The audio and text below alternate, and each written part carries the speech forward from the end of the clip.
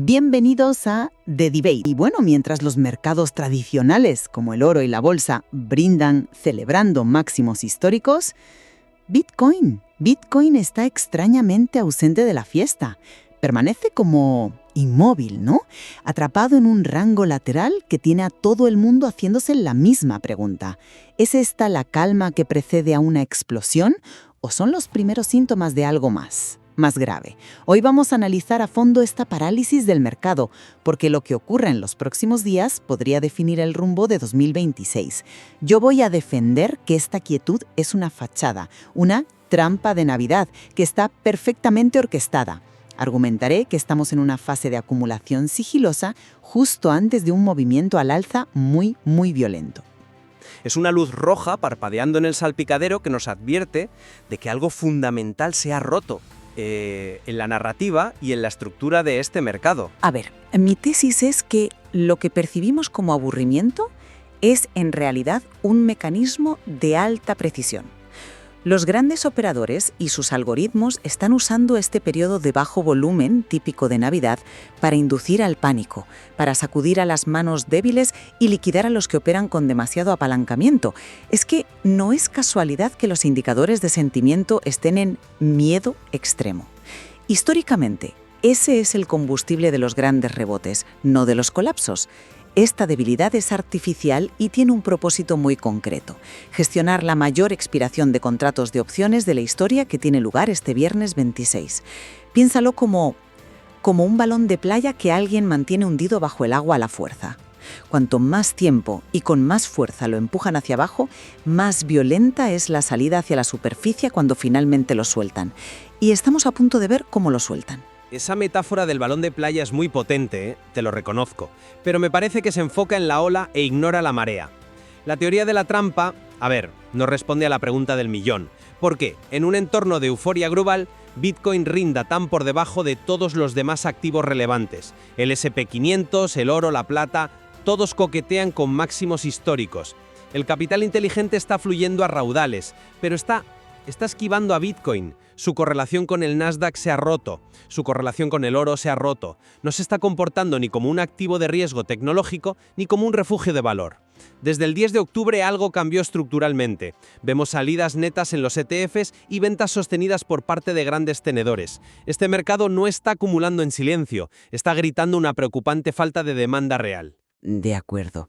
Me parece un punto de partida excelente para el análisis. Si te parece, empecemos por el evento que yo considero la pieza central de este puzzle: la masiva expiración de opciones de este viernes. Adelante, porque para mí es más un síntoma que la causa, pero te escucho. Hablamos de un vencimiento de opciones por un valor nocional de 23.800 millones de dólares, el mayor de la historia. Aquí entra en juego un concepto clave: el punto de máximo dolor. Para quien no esté familiarizado, es simplemente el precio al que la mayor cantidad de contratos de opciones comprados expiran sin valor, generando así el máximo beneficio para los vendedores de sus contratos, que suelen ser grandes mesas de negociación o dealers. Este mes, ese punto se calcula en torno a los $96.000. Entonces, ¿qué incentivo tienen esos dealers? Pues mantener el precio lo más lejos posible de ahí.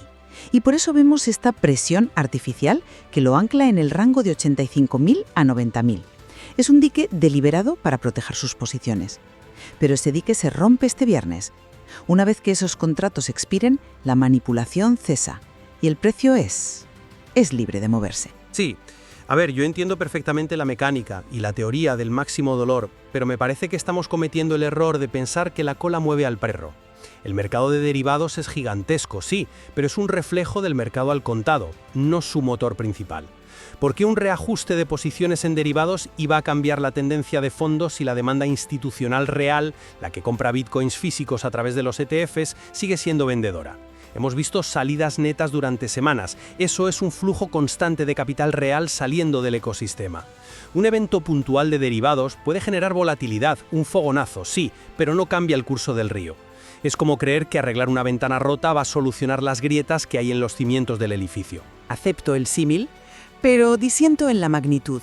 No hablamos de una ventana rota, hablamos de un ancla de varias toneladas que está frenando a un transatlántico. La presión de los dealers es tan masiva que está distorsionando por completo la formación natural de precios. No es que no haya demanda subyacente, es que está siendo suprimida artificialmente por una fuerza mayor y, sobre todo, temporal.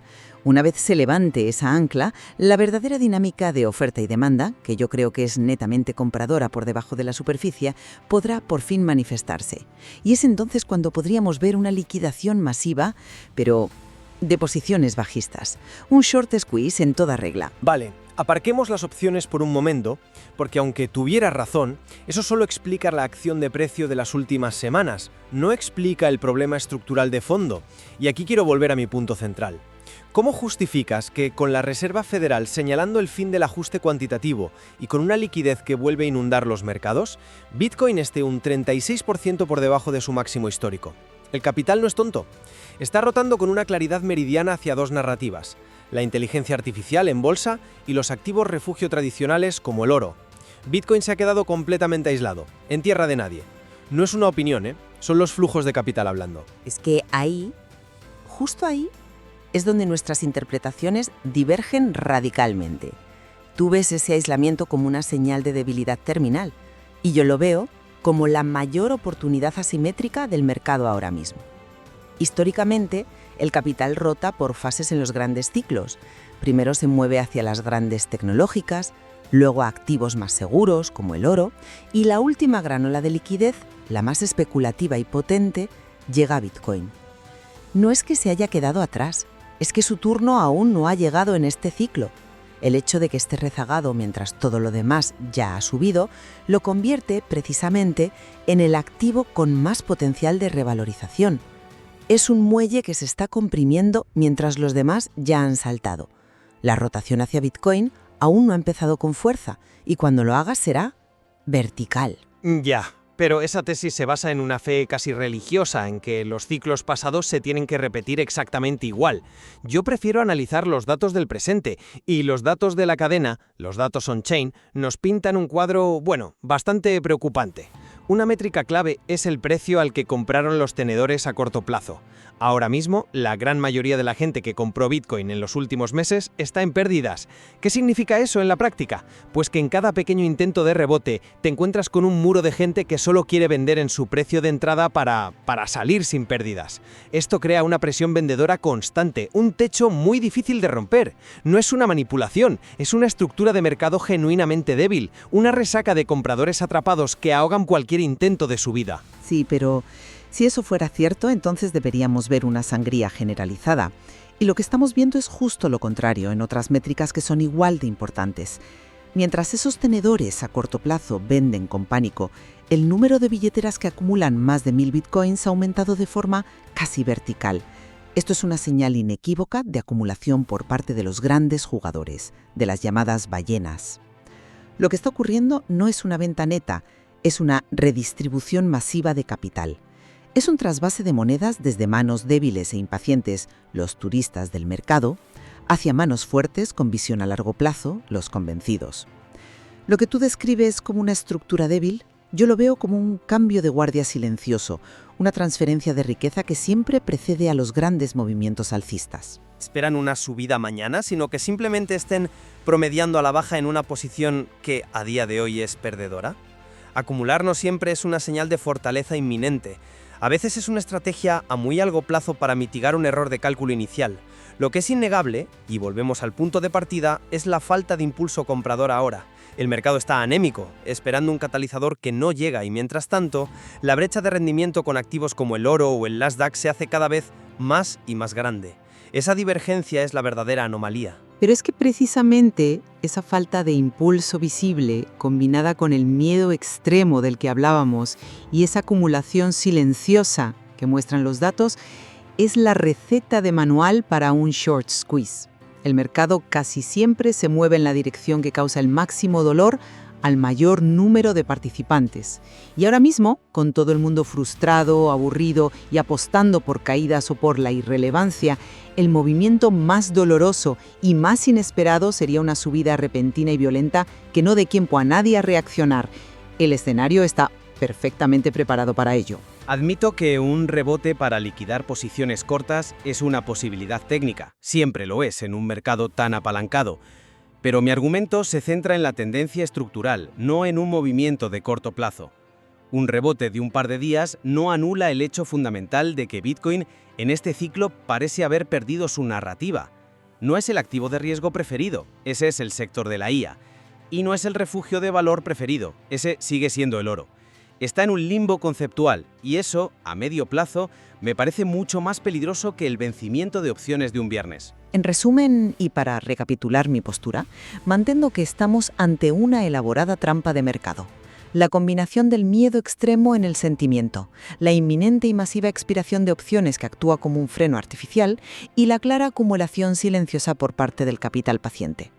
Todo apunta a una inminente ruptura al alza, una ruptura que, probablemente, será violenta e inesperada para la mayoría. Este rango lateral no es una señal de muerte, es la oportunidad de posicionarse antes del siguiente gran impulso. Lograr esta divergencia tan brutal con el resto de los mercados es un error de bulto.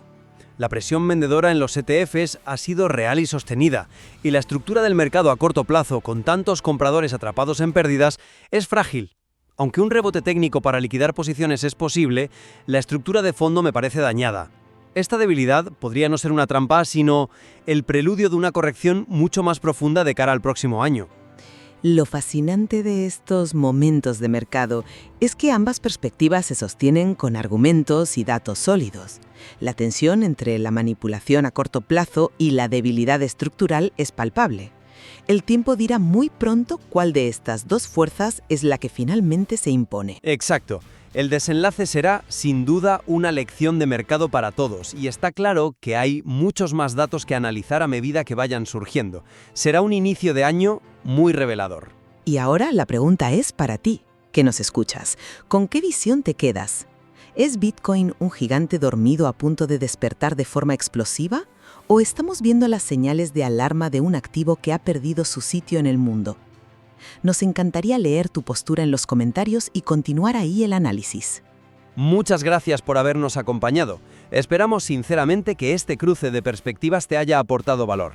Si te ha gustado, no olvides suscribirte, darle a me gusta y compartir este vídeo, que nos ayuda muchísimo a seguir creando contenido. Y recuerda que en el enlace de la descripción puedes acceder a nuestros libros formativos creados por el equipo. Hasta la próxima.